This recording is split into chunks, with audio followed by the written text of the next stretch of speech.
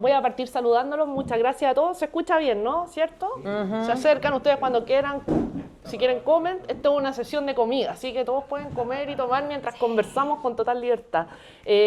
Muchas gracias a todos. Buenas tardes por acompañarnos hoy en esta nueva actividad del ciclo Conversaciones de Invierno que estamos haciendo aquí en Sala Galia. Para los que no han venido antes, Sala Galia es un centro de extensión, una sala de extensión de la Galería de Arte Bahía Utópica de Valparaíso. Es una sala donde se realizan diversas actividades, generalmente residencias artísticas, como la que nos acompaña hoy, que es la residencia que se llama Parasitar, del artista Nemesio Orellana, que es un artista que mezcla la arquitectura con el arte. Ustedes pueden ir apreciando parte del trabajo que él ha hecho. Lleva ya unos 2 meses en esta residencia, su obra ha ido cambiando durante el tiempo, la gente ha podido conocer un poco el trabajo que hace aquí. Y el objetivo de este ciclo es poder unir o mezclar o hacer convivir disciplinas. Aquí cada 2 sábados aproximadamente hablamos a veces de literatura, a veces de ciencia. La próxima actividad es sobre ciudadanía, vamos a hablar de los ascensores de Valparaíso, luego vamos a hablar de Roberto Bolaño. Y estamos enfrascados en ese objetivo de poder mezclar el arte con otras disciplinas y que las personas puedan venir, tener una conversación, escuchar a profesionales o expertos o interesados en distintos temas y a la vez conocer el trabajo de los artistas que hacen residencia acá. Terminado la residencia de Nemesio, viene otro artista, Jorge Olave, que trabaja con un trabajo muy especial de fotografía, con cultura mapuche también, así que ahí para septiembre, fines de septiembre, los voy a invitar para esa nueva residencia aquí en Sala Galia. Quiero transmitirles, por supuesto, también los saludos de Nancy Arancibia y Bertrand Cousteau, que son los directores de la Galería de Arte Bahía Utópica. Están en Francia ellos ahora, pero por supuesto mandan sus saludos y están muy contentos también de este trabajo que de a poquito, esta semilla estamos plantando aquí en Sala Galia para tener un espacio de conversar también acerca de otros temas y de poder compartir, reflexionar y hacer preguntas. Y hoy día tenemos una gran invitada, yo tenía muchas ganas de entrevistarla y de conversar con ella, es Valeria Campos Salvatierra. Teníamos una entrevista pendiente que no nos resultó hace algún tiempo, así que me estoy desquitando ahora con esta actividad acá. Valeria es filósofa, ella es académica investigadora del Instituto de Filosofía de la Pontificia Universidad Católica de Valparaíso, es además periodista también, colega. Es periodista gastronómica también, así que seguramente eso también ha influenciado en el trabajo que ella ha hecho, que ese trabajo fue plasmado en este libro que se llama Pensar Comer, un libro editado por la editorial Herder española, pero también ella ha investigado, ha hecho trabajos sobre la relación entre la filosofía y la alimentación, sobre la figura retórica en la filosofía acerca de la alimentación, sobre la dimensión ética de la alimentación, en fin, un montón de temas que ella ha estado investigando por los últimos años y que finalmente plasmó en este libro, que es súper interesante porque, como ella misma lo explica ya en su prólogo, nos invita un poco, no sé si a pensar en comer, si pensar y comer y pensar. Queda abierta la invitación allí para juntar estos dos conceptos de los que vamos a hablar precisamente hoy en día. Además, muy interesante porque cuenta ella en el prólogo de su libro que esa chispa para escribir fue precisamente el COVID que le dio durante la pandemia y que le quitó el gusto y el olfato, lo cual debe ser terrible para una persona que disfruta tanto de la comida como conversábamos. Sí, no, total. Valeria ha sido además periodista gastronómica, entonces tiene una relación intensa con la comida y perder el gusto y el olfato debe haber sido una cosa impresionante. Y eso de alguna manera la motivó a verter como todas estas investigaciones en este libro. Hoy día vamos a hablar precisamente de esta unión de conceptos. Vamos a conversar, yo voy a hacer algunas preguntas. Pero Campos Salvatierra, ahí en el medio no se pone. Sí, pues, ¿viste? No lo había Y mi pensado. segundo nombre es Rocío. Mi segundo nombre es Rocío. No, Rocío Campos. Claro. No, es genial. Es Salvaterra. Ya está el propósito ahí en el nombre. Ya venía inscrito. Vamos a conversar un rato con Valeria, pero la idea es esa, que ustedes puedan hacer preguntas también, está abierta la conversación. Tenemos aquí un tiempo, no sé, tendremos unos 45 minutos, una hora para conversar. Siéntanse libres, este es un espacio que ya lo hemos probado en otra oportunidad, así que levanten la mano, conversan, preguntan, lo que quieran. Y yo voy a abrir los fuegos, Valeria, por supuesto, muchas gracias por acompañarnos, ¿eh? Eso de partida te lo tengo que agradecer desde un inicio, pero quiero partir los fuegos, o sea, abrir los fuegos preguntándote por esto, ¿por qué pensar en comer? Voy a tomar esa dimensión, ¿por qué pensar en comer en un acto que es tan cotidiano, a veces tan automático? Sí. Algunos podrían decir que hasta prosaico, porque es una cosa tan de necesidad, digamos. ¿Por Claro. qué pensar en esto cuando la filosofía siempre ha pensado en los grandes temas, ¿no? En el Sí. ser, en la existencia, en la política, en el poder, en un montón de grandes temas. ¿Por qué Sí. pensar en algo tan cotidiano, tan doméstico y tan necesario como el comer? Sí, bueno, Marcela, muchas gracias por invitarme. Yo me siento muy honrada de estar aquí en Sala Galia, me encantó además poder visitarla.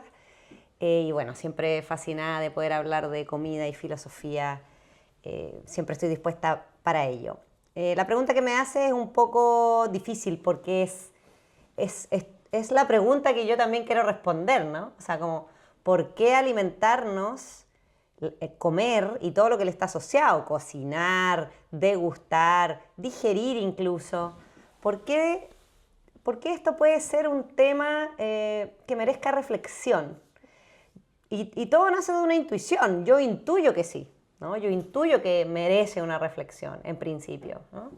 Porque lo que me doy cuenta es que cada vez que comemos pasan cosas que van más allá de la funcionalidad del acto de comer, ¿no es cierto? Pasan cosas a nivel social, a nivel de amistad, a nivel comunitario, pasan cosas a nivel personal, ¿no? Cosas afectivas, hay emociones que se gatillan cuando uno come, hay placer, hay felicidad.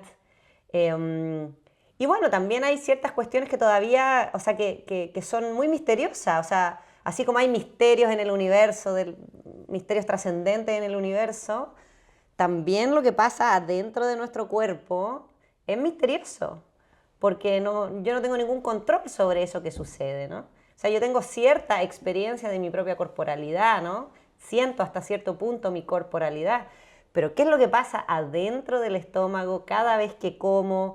Es algo que no puedo saber y que, claro, la medicina se ha preocupado mucho de saber cómo podemos verlo, ¿no? Y ha inventado grandes tecnologías para poder darse cuenta de eso.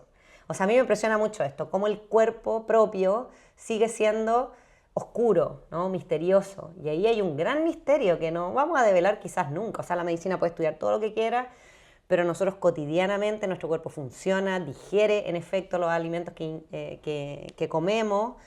Y me parece que hay que poner la atención también a esos misterios bajos, ¿no? Esos bajos misterios, misterios cotidianos, ¿no? Que no son los misterios trascendentes.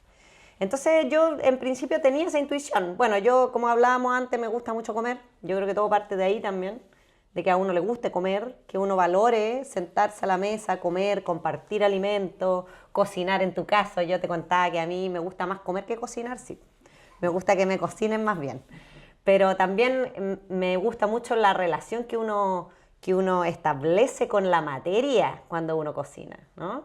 Esa relación es muy íntima. Yo no sé si hay otra relación tan íntima que uno puede establecer con el mundo material distinta de cocinar. Uno dirá, bueno, el arte, pero es que cuando uno cocina, después esas mismas cosas que uno transforma, las incorpora.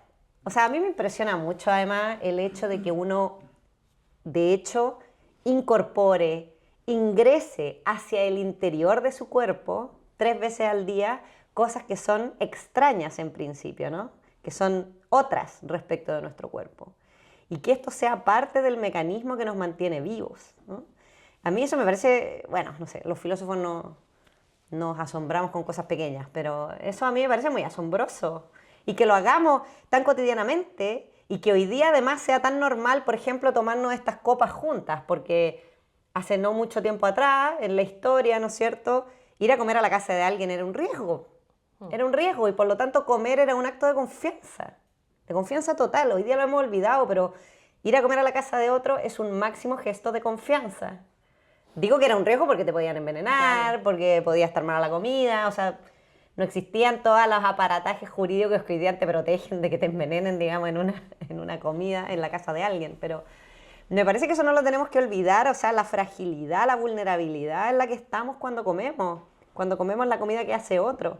Y el gesto de confianza, por lo tanto, que eso implica, y la intimidad que genera con otra persona. Entonces son muchos factores en realidad. El emocional no lo quiero dejar afuera. Yo también ahora investigo mucho cuestiones de gusto, ¿no? Sobre el sentido del gusto. Y el sentido del gusto es un sentido de altísimamente emotivo. ¿Cuántos de nosotros no hemos comido un alimento y hemos sido transportados a escenas, ¿no? De afectividad máxima con nuestra familia, nuestros amigos? O sea, la carga emocional que hay ahí. Entonces son varios elementos que constituyen la experiencia de comer, el acto de comer, que yo dije, bueno, o sea, si no lo piensa la filosofía, no sé quién se puede hacer cargo de esto de manera más integral, ¿no? Sí, claro, además que generalmente lo abordamos desde un punto de vista nutricional, nosotros como en este momento de nuestra sociedad. Te quería, a propósito de lo que hablabas tú de la incorporación, de esto de que cuando comemos incorporamos algo, hay una frase que se repite mucho, que todos la repetimos, esto de somos lo que comemos. Hay este documental en Netflix que se llama así, Somos lo que comemos, que entiendo tú nos puedes explicar mejor, es una premisa que viene de un filósofo alemán que lo plantea por primera vez. Yo te quería preguntar un poco sobre la dimensión más filosófica de esto, porque uno entiende que somos lo que comemos en la medida en que las moléculas, las proteínas, las vitaminas, o las grasas, todo lo que es biológico de la comida de alguna manera pasa a formar parte de nosotros, pero no diríamos que, o yo no diría al menos que nos define, que a mí me define, no sé, por el salmón que me comí hoy día al almuerzo, por ejemplo, no sé. Claro. Entonces, quería preguntarte por esta premisa, pero ya desde un punto de vista más filosófico, o sea, ¿en qué medida uno puede ser o se puede relacionar ese ser con la alimentación? Claro. No, a mí me encanta esta frase porque... ¿Quién la dijo? Perdón, que no me acuerdo. Ah, ya, Feuerbach. Tú citaste a Feuerbach, pero Feuerbach no es el primero que la dice. Feuerbach la dice en 1850 en un texto que se llama La ciencia natural y la revolución, y está dicha en un contexto político, ¿no? Que tiene que ver justamente con la posibilidad de la revolución.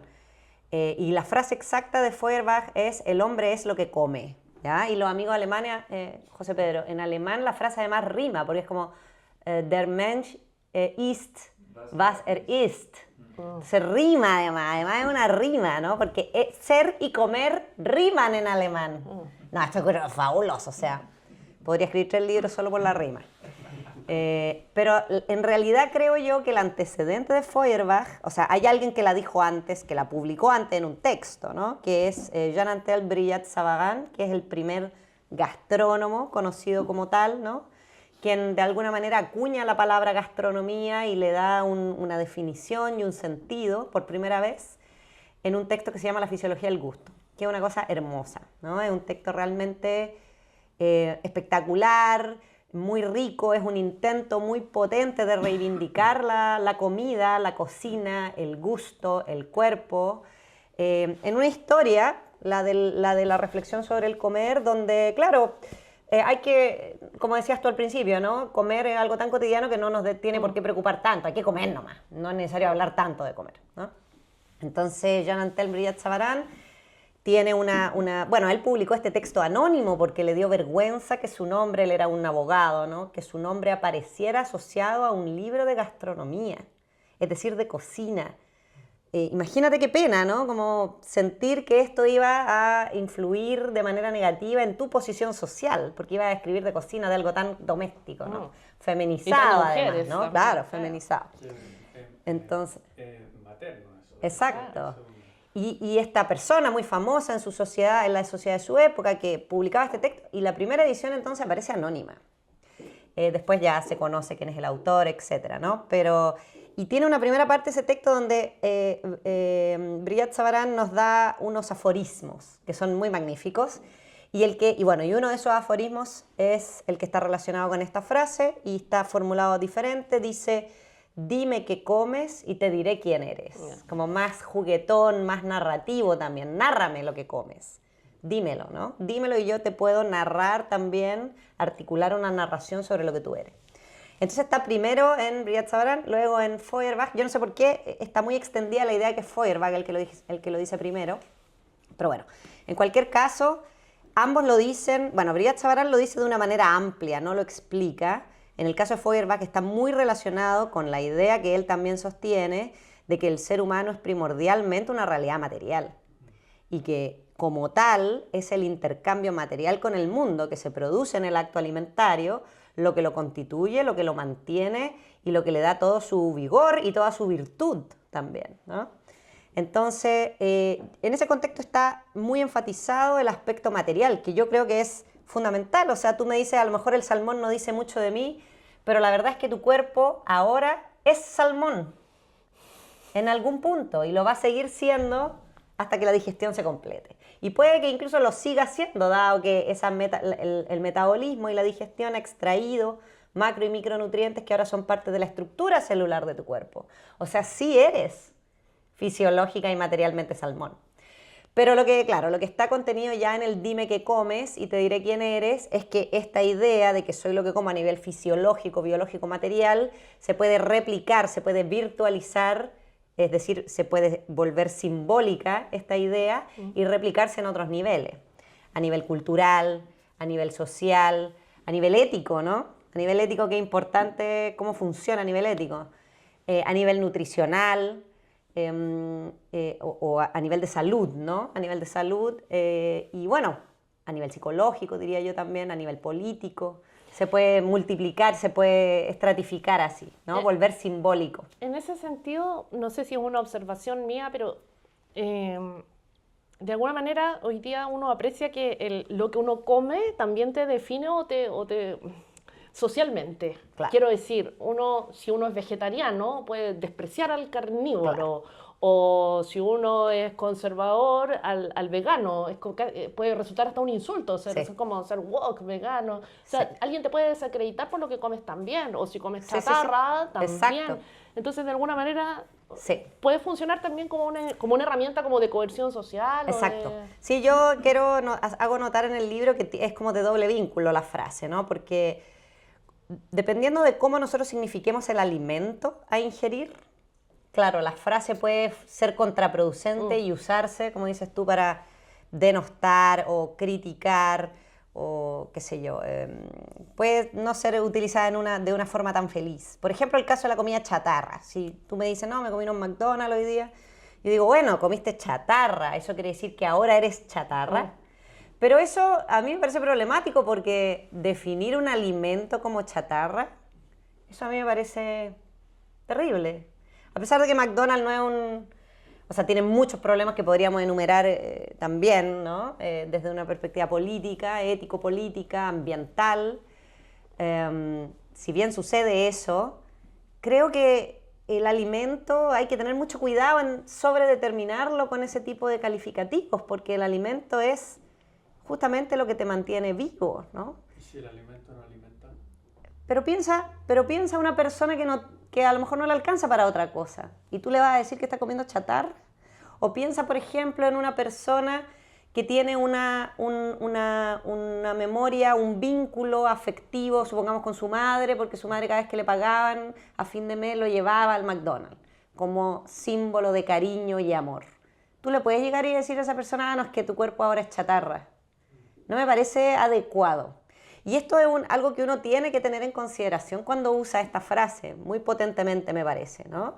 Porque a pesar de que se pueden hacer críticas alimentarias y hay que hacerlas, ¿no? Porque hay también toda una maquinaria, todo un sistema industrial capitalista de control y de producción de los alimentos, de distribución también y de consumo. Es tan íntima la relación con el alimento, es tan íntima y te constituye de maneras tan diversas que hay que tener mucho cuidado con cómo uno lo significa. En último término, el alimento es un alimento y eso es lo primero, ¿no? El alimento es comida y eso es lo primero. Y bueno, en efecto, a mí me parece muy problemático. Cuando me di cuenta, yo era muy normativa, ¿no? También le andaba diciendo a la gente, no, ¿cómo va a comer eso? Mira, tiene amarillo, número no sé cuánto, glutamato monosódico. Pero de repente a mí las personas me decían, bueno, pero es que este sabor es el que me recuerda a mi mamá, porque mi mamá cocinaba, lamentablemente, con caldo Maggi. ¿Y qué yo le voy a decir? ¿Cómo se te ocurre comer eso? No puedo, porque está vinculado con una emoción y con un momento de máxima intimidad que forma parte de mi historia y de lo que yo soy, en efecto. Y también hay como una dimensión socioeconómica también. A Además, veces uno no come lo que quiere, sino que come lo que puede. Exactamente. ¿Cómo le va a decir a una persona que come lo que puede, que no tiene esa capacidad de elección, que su alimento es basura? A mí eso no me parece correcto.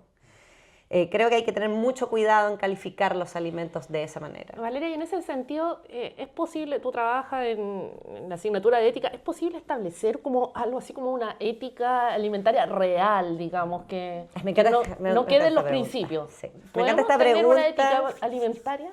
Me encanta esta pregunta porque es la pregunta que yo me hago. O sea, yo hace mucho tiempo que quiero escribir un tratado de ética alimentaria. Hace mucho tiempo. Ha estado en mi proyecto. Y no lo he escrito solo porque he fracasado en cada intento. Porque claro, la ética es una disciplina normativa, ¿no? Te da a ti o reglas de conducta o al menos criterios de juicio, ¿no? Para que puedas decidir cada vez qué es lo bueno y lo malo, ¿sí? En la acción. Pero en la alimentación decidir lo que es bueno y lo malo es muy difícil porque hay demasiados factores que influyen en el acto alimentario.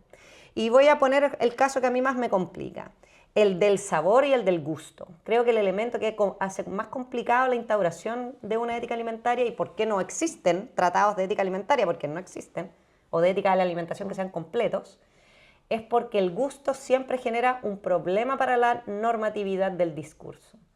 Porque claro, se dice que cada uno le gusta lo que le gusta, ¿no? Sobre gusto no hay nada escrito, pareciera que el gusto habla más del sujeto que del objeto, etcétera. Y bueno, eso es cierto. En efecto, las experiencias gustativas son personales, ¿no? Y están también marcadas por muchos factores, desde el hábito cultural hasta la emotividad de que hablábamos antes. Y bueno, en alguno de esos niveles el gusto está marcado por propiedades objetivas, que son las propiedades de los alimentos, que son las propiedades que se llaman organolépticas, que en todo caso son propiedades físico-químicas que se corresponden con las propiedades nutricionales del alimento, ¿ya? Pero es solo un nivel de la fenomenología del gusto. Si uno hace una fenomenología del gusto, es decir, si uno intenta describir la experiencia gustativa, hay muchos elementos que entran en consideración allí, ¿no? Y solamente uno de esos es el objeto, las propiedades del objeto. Entonces, ¿cómo tú vas a decir esto es bueno y esto es malo, teniendo en cuenta que no existe alimentación sin experiencia gustativa? No existe. Sin poder realmente entregar un criterio explícito respecto de la experiencia gustativa. Porque claro, yo podría reducir la ética alimentaria a un alimentario, ¿no? A un funcionamiento cuyo fin es siempre la salud. Y eso hay mucho, ¿no? Hay muchos textos que te dicen que es bueno en términos de salud comer. Lo que igual a mí me parece complejo, ¿no? Porque la salud también es interacción del objeto con el sujeto, es decir, del alimento con el cuerpo. Entonces, tampoco no se dejen engañar por esta idea de que hay alimentos más saludables que otros en todas circunstancias. Esto tampoco es real. Pero eso puede que funcione a nivel de salud, puede que funcione, supongamos, a nivel ético-político en el veganismo o en el vegetarianismo. Pero cuando tú tratas de hacerte cargo de la dimensión gustativa, se vuelve todo muy complejo. Muy complejo.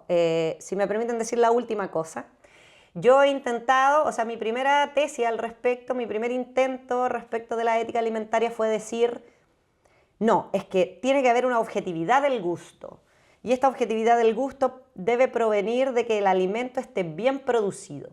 Si el alimento está bien producido, en efecto las propiedades nutricionales del alimento son mejores, pero eso no asegura realmente que sea más rico para todos.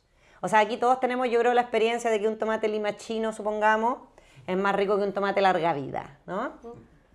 Pero realmente es más rico para todos. ¿Es objetivamente más rico? Es realmente objetivamente más rico. Y creo que ahí hay un espacio que hace muy difícil una ética de la alimentación.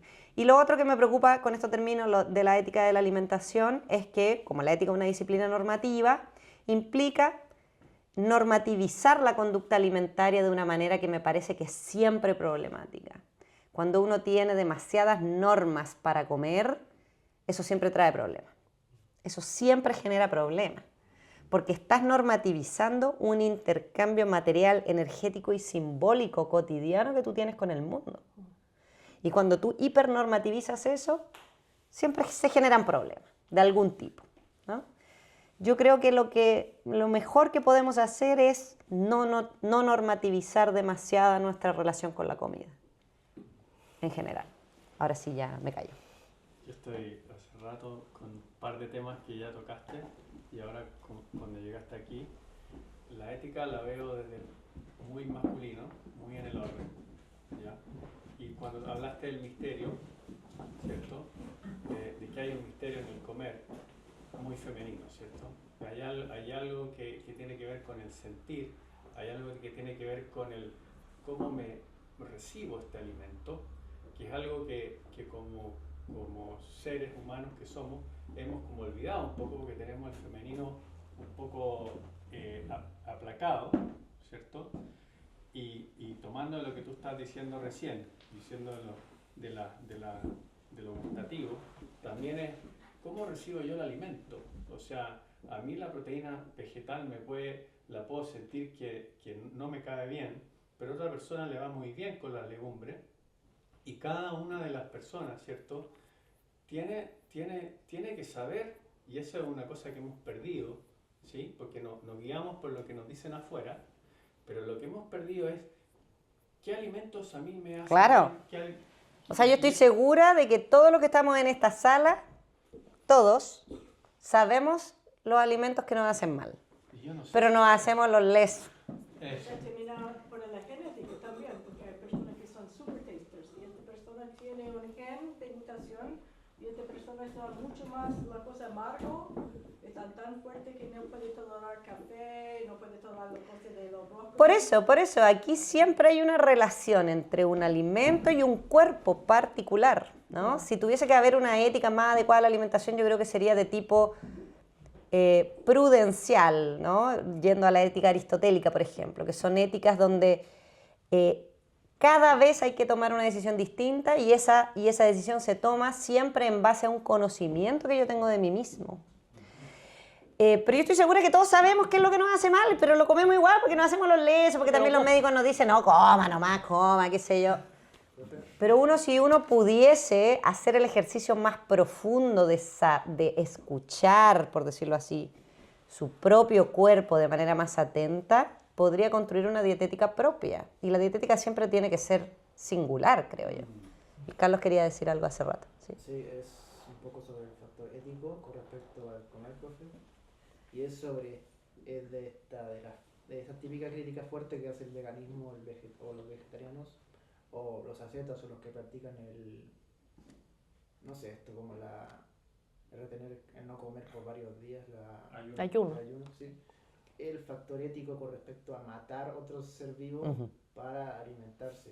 Sí. Y lo digo yo porque yo soy de familia rural, ¿sí? Sé la costumbre rural y ahí la gente mata a sus propios animales para alimentación y para mantener un cierto orden en cómo tienen construida sus casas, su alimentación. He visto cómo lo hacen. Y una gran inversión, tiene que ser un gran esfuerzo y es un esfuerzo que se pierde porque indiscriminadamente están compitiendo con otros animales.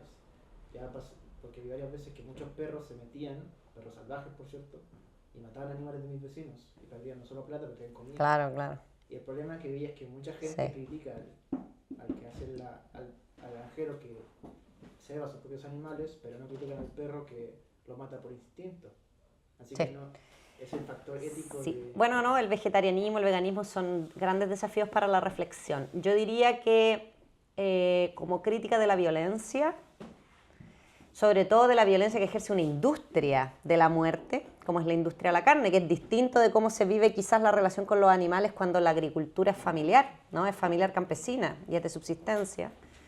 Pero cuando uno se quiere enfocar el ámbito quiere hacer una crítica de la violencia de un sistema alimentario que lo que hace es explotar las vidas de especies enteras de manera realmente cruenta, ¿no? Y exagerada, como ocurre con la industria alimentaria de la carne, me parece que está todo bien con el vegetarianismo. Yo aspiro algún día a ser vegana. Aspiro, digo, porque algún día llegaré, no sé si. A lo mejor no, pero es un ideal regulativo. Me acerco cada vez un poquito más.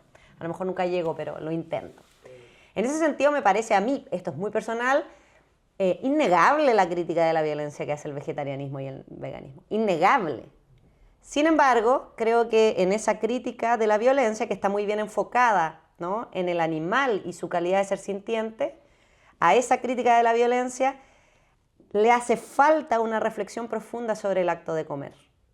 Porque el acto de comer te pone otros desafíos, que ahora tienen que ver, como decía antes, con cómo la hipernormatividad con la que tú diseñas tus prácticas alimentarias tiene impactos sobre ti psicológicos, sociales, de autopercepción, de autovaloración, qué sé yo, incluso en muchos niveles de represión, etcétera, del deseo, ¿no? Cómo eso genera en ti, digamos, también problemas de otro tipo. Entonces, yo creo que hay que todavía poder hacer una crítica de la violencia, del matar animales, sobre todo a nivel industrial, con una reflexión profunda sobre el acto de incorporación. Entonces, cuando yo me fijo en el acto de incorporación como tal, en el acto alimentario como tal, cuando yo pongo mi foco acá, es muy difícil decirle a las personas lo que tienen que comer, lo que es bueno para comer y lo que no. Es muy difícil, no quisiera ser yo quien lo haga. No lo voy a hacer, de hecho. Valeria, mencionaste el deseo, sí, y quería llevarte un poco a ese camino también, porque si uno piensa, como tú lo trabajas, obviamente las metáforas de la alimentación, hay una metáfora que relaciona mucho la alimentación con el deseo, de comerse al otro. Incluso en Chile, me encanta, sí, comerse al otro es un acto erótico, ¿no? Obvio, me encanta. Entonces hay una relación muy fuerte entre hay una dimensión muy sensual de la comida. Sí, incluso algunas personas que les gusta mucho la comida, cuando disfrutan un plato pueden tener casi, no te voy a decir que tener un orgasmo, pero una sensación casi orgásmica al comer. Entonces hay una relación fuerte como sensual, digamos, sí, en el acto de comida. Sí. Mi pregunta es cómo aplicamos razón a algo que es tan sensual, porque podemos aplicar razón con la nutrición, los médicos, las calorías, cómo quiero verme en el verano, qué sé yo, un montón de cosas que son racionales, pero un acto tan sensual que se puede comparar con el sexo, digamos. No, digo algo sobre la metáfora de me gustas tanto que te comería. Qué linda metáfora, ¿no? Me comería esta persona. Pero también uno lo puede decir con un hijo a veces, ¿no? Te comería. Yo creo que lo que esa metáfora dice, lo he pensado harto, creo que lo que esa metáfora quiere poner de manifiesto es que tú quieres replicar el acto de máxima intimidad que tú tienes con tu alimento, porque el alimento tú lo pones en tu boca y desde ese mismo momento empieza a transformarte en ti y tú en el alimento, es decir, empieza un proceso donde ya no se distingue alimento de sujeto que lo come, ¿no? No hay distinción, se funden el uno en el otro. Y yo creo que lo que uno quiere replicar en el amor es eso, ¿no? Como tengamos una relación tan íntima que fundámonos el uno en el otro, ¿no? Fundámonos el uno en el otro, que ya no haya diferencia entre tú y yo, que seamos uno, como yo con mi alimento. Yo creo que lo que se trata de replicar es esa intimidad absoluta, ¿no? Radical que yo tengo con mi comida. O sea, ustedes no tienen, nadie de nosotros tiene una relación tan íntima con algo que no sea yo que con el alimento. No existe. Porque uno trata de replicarlo a nivel amoroso, pero siempre fracasa. Y mientras más uno lo trata de replicar más estrictamente, peor, ¿no es cierto? Más neurótica se vuelve la situación. Eso por un lado. Por otro lado, y volviendo al tema de la ética alimentaria, y ahí José Pedro quería decir algo también, la racionalidad pura no funciona con el comer. No funciona.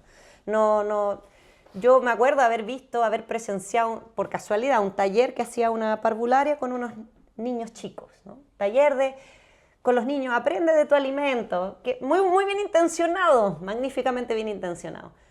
Y ella intentaba, me acuerdo siempre esta escena, ¿no? Que ella intentaba hacerlos razonar a los niños. Mira, no, es que este alimento es producido así, viene de acá. Y los niños así, la. Y yo decía, claro, es que en realidad, pero es que ni con los adultos. En realidad, hacer razonar y hacer que uno cambie sus hábitos alimentarios solo porque racionalmente parece que así debe ser, es algo, bueno, digamos ilusorio, me parece que muy poco efectivo. Y si llega a ser efectivo, puede llegar a ser muy represivo, muy autorrepresivo. Por eso la ética alimentaria tiene que ser sensible y racional a la vez, ¿no? El elemento es sensible, pero también el elemento habitual del hábito, ¿no? El gusto es un sentido muy habituado y muy habituable. Y nuestras prácticas alimentarias son muy de hábito, ¿no? ¿Quién va al restaurante y pide siempre el mismo plato? ¿Eh? Si uno es animal de costumbre, sí, yo, obvio. Uno va a su restaurante cariñoso y pide siempre el mismo plato. Y uno se dice a sí misma, debería probar otra cosa. Debería probar otra cosa, porque la razón te dice, oye, ya, pues, vamos a comer siempre lo mismo. O no debería comer esto también. Claro, claro. No lo hace. Y la verdad que entonces ahí hay un hábito, una costumbre. Son muchos factores del orden de lo irracional o de lo que está más allá de la razón que influyen en el acto alimentario y que deben ser considerados, no deben ser simplemente reducidos. Pero José tenía... José y José después Pedro Juan. Yo quería preguntarte acerca de esta como racionalidad que nos conduce muchas veces en este comportamiento. Estaba pensando como un poco en tus palabras, como pensando un poco como en pensarse uno mismo, asimilando las cosas, como volver como a, se me venía la palabra el arraigo constantemente, a pensar a mí, aquí, ahora, comiendo esto que tengo aquí delante, las posibilidades que yo tengo, es como un reconectarse con la propia vida. Y pensaba al mismo tiempo en esto, como el problema de la producción técnica de la comida, ¿no es cierto? O sea, la comida chatarra, también los grandes mataderos, la crianza de animales, que es la crítica que se hace. Pero también al mismo tiempo pensaba, por ejemplo, que por ejemplo, el veganismo, el vegetarianismo también pueden representar de alguna manera como formas de pensamiento sobre la alimentación que son sumamente urbanas. Claro, como decía Carlos, como lo que decía Carlos. Súper claro. públicas, ¿no es cierto? Sí. Pensar que lo que como es lo que encuentro en el súper.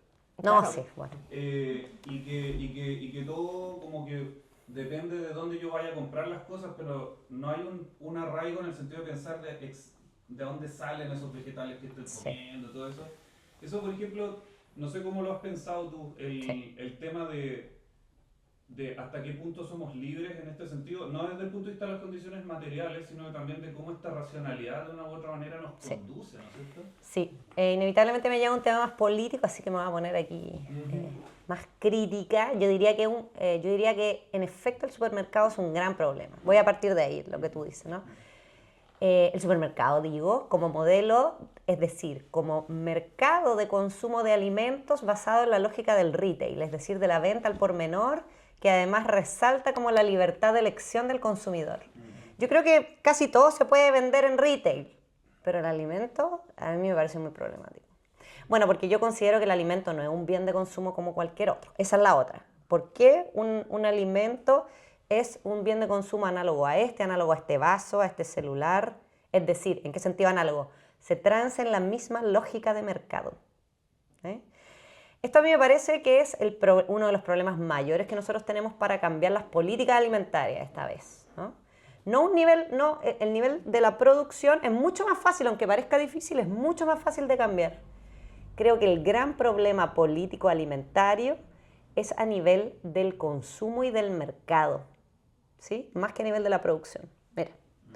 Y creo que, bueno, lo que produce, ¿no? El supermercado como experiencia, que es la idea de que está todo disponible, aparte los los animales están sin cabeza, sin ojo, es que si viera ya los animales a los ojos igual es otra cosa también, ¿no?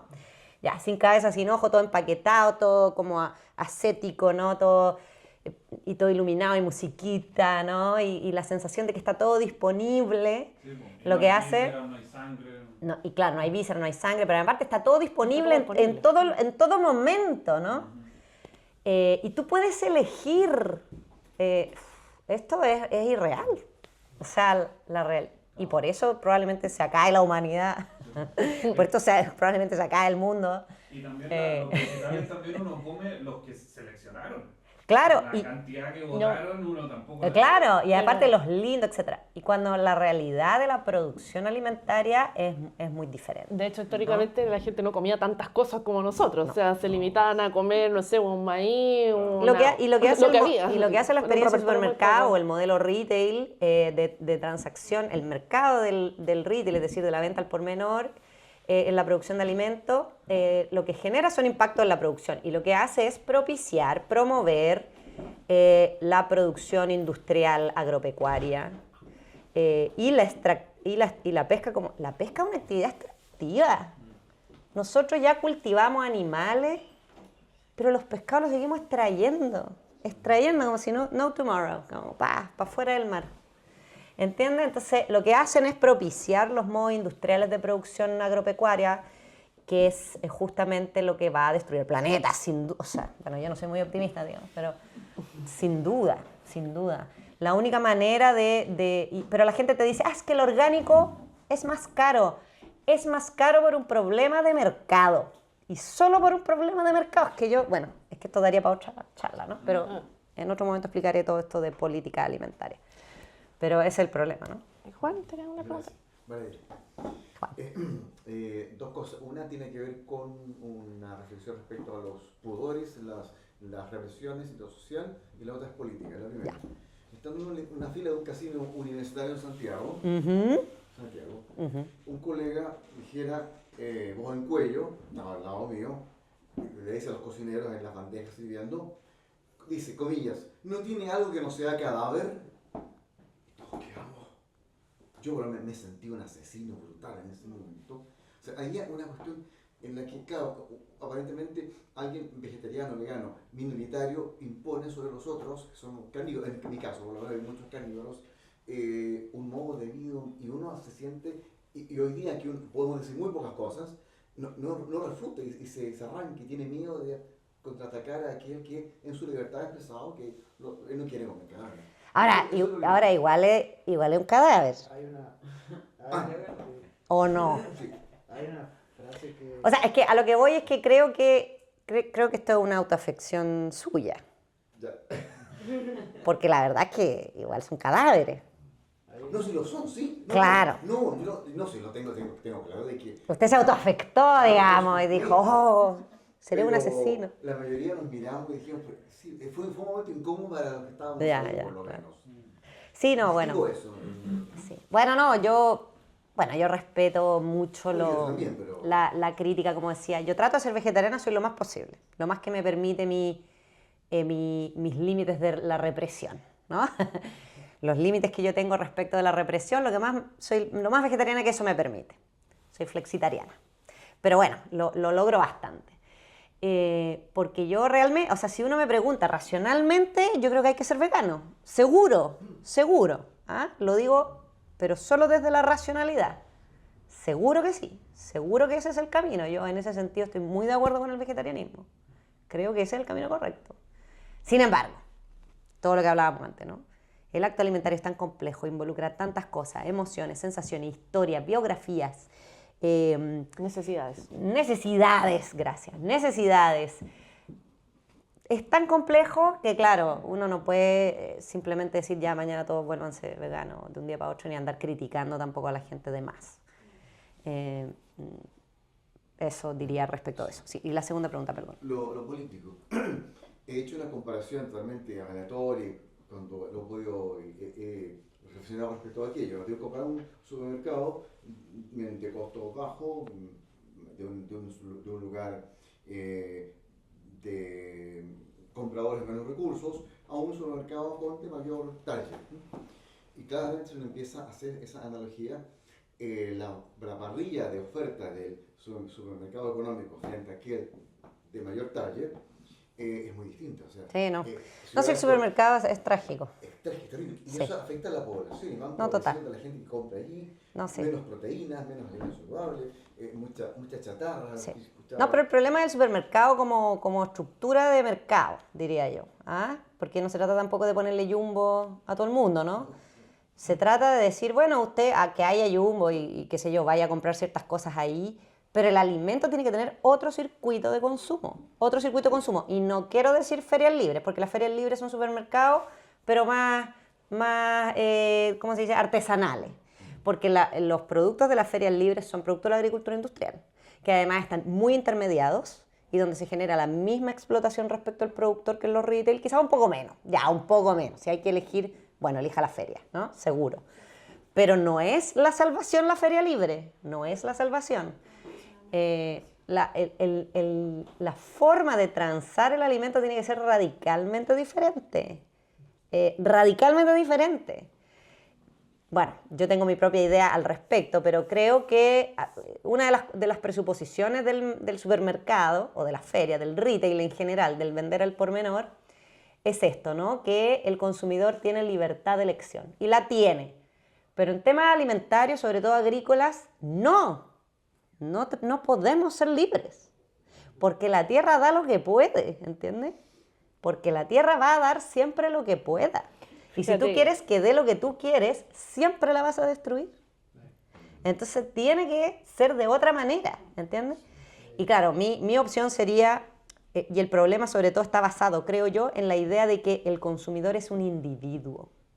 Yo creo que esto puede cambiar si nosotros pensamos que el consumidor de alimentos no puede ser un individuo, tiene que ser un colectivo. Hay que consumir colectivamente.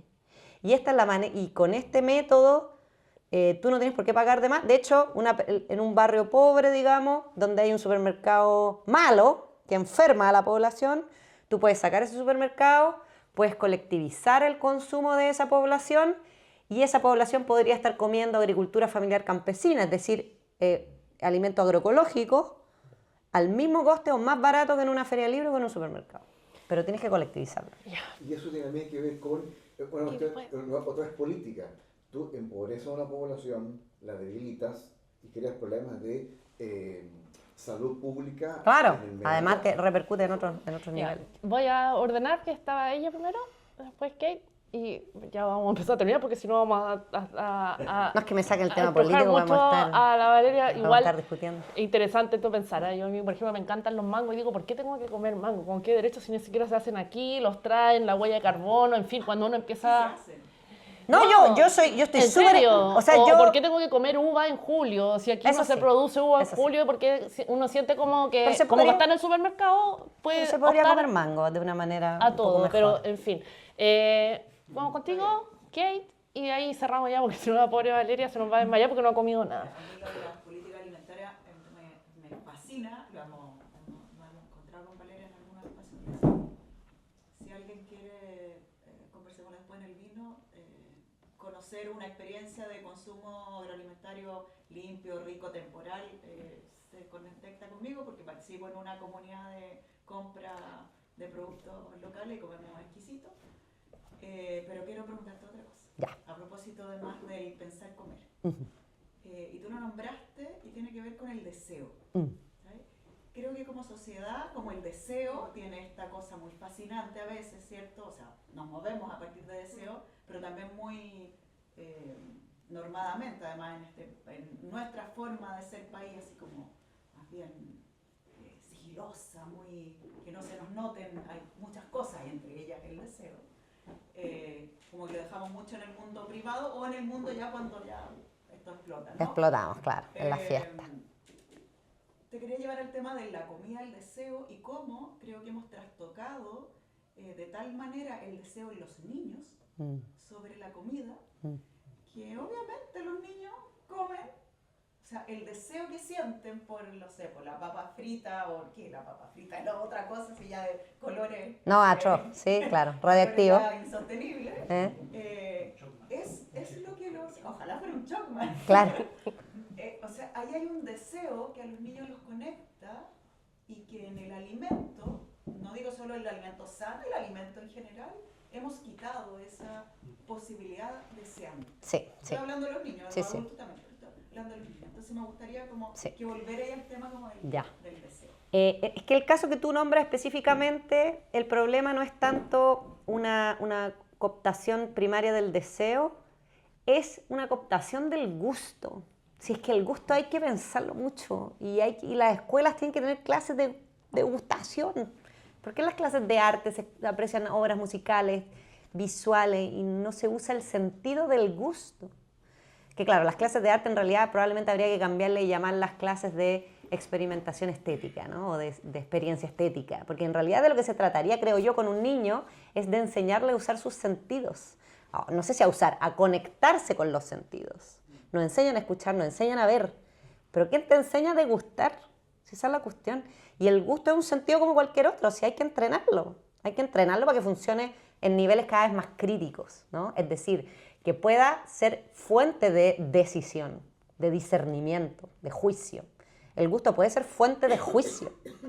Pero bueno, hay que trabajarlo un poco y no lo podéis dejar así como a la buena de Dios, porque la industria alimentaria trabaja explícita y muy ordenadamente con ese gusto abandonado. O sea, eso es lo que hace.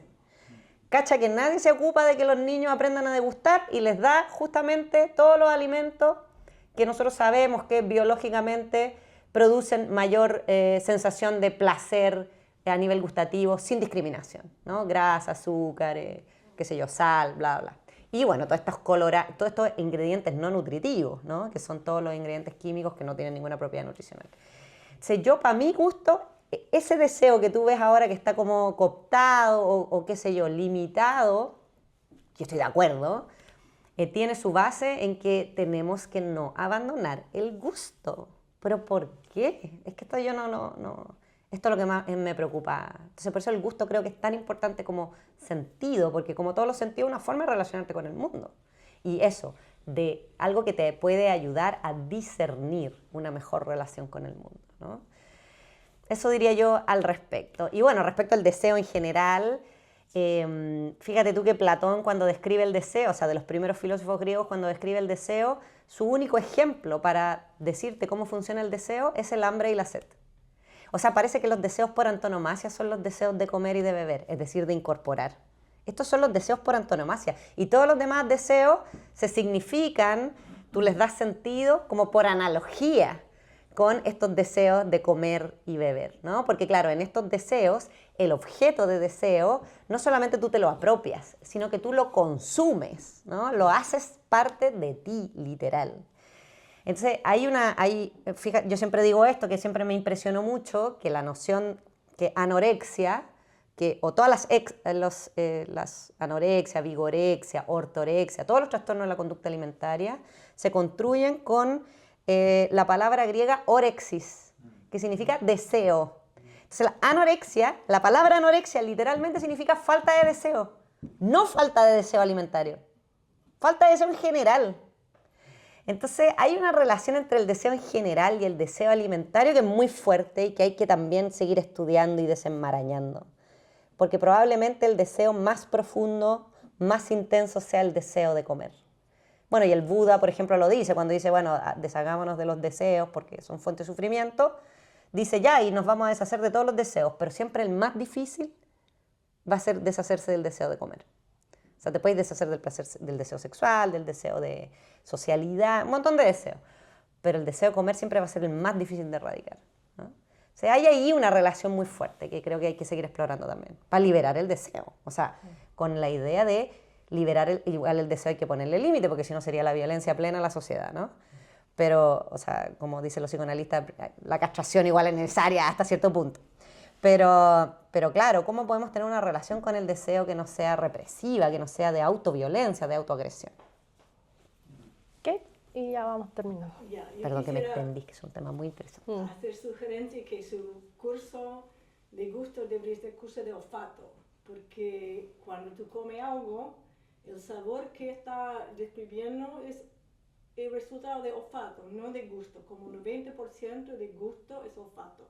Gusto es sal, azúcar, amargo, es como muy básico el gusto. Y la cosa que da realmente, la cosa increíble es olfato.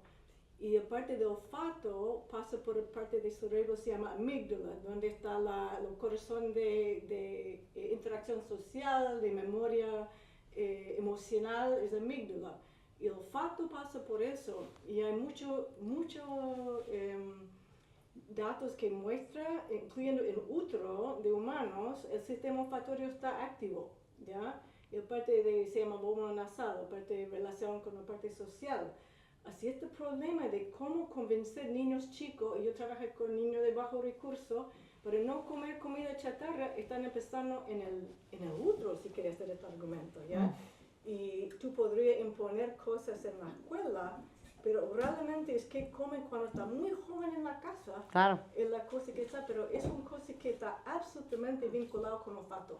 Bueno, cuando yo digo sentido del gusto, aquí hay una cosa engañosa que qué bueno que la pongas de manifiesto para aclararla, ¿sí? Lo que sucede en la lengua, como bien tú dices, es solo el sabor. El gusto y el sabor no son lo mismo, ¿sí? El sentido del gusto ha dado además posibilidades de volverlo simbólico y de volverlo incluso la posibilidad o el operador de la experiencia estética en general, ¿no? Porque el gusto es más que la lengua, ¿no? En la lengua están los receptores del sabor, pero el gusto en realidad, aquí hay distintas tesis, ¿no? Como dices tú, el gusto básico probablemente es sabor, tacto y olfato, porque cuando tú degustas hay también tacto, es decir, temperaturas y texturas que son táctiles, sensaciones táctiles. Y vista también, ¿no? Y además olfato. Por eso digo, el sentido básico podría ser sabor, tacto, olfato. Y también hay teorías del gusto que lo hacen un sentido completo y dicen, en realidad en la degustación influyen todos los sentidos. O sea, el gusto es un sentido integral. El sentido del gusto es un sentido integral, claro, que involucra la vista y el oído. El oído también, porque las cosas suenan, ¿no? Las cosas que están en un plato también suenan.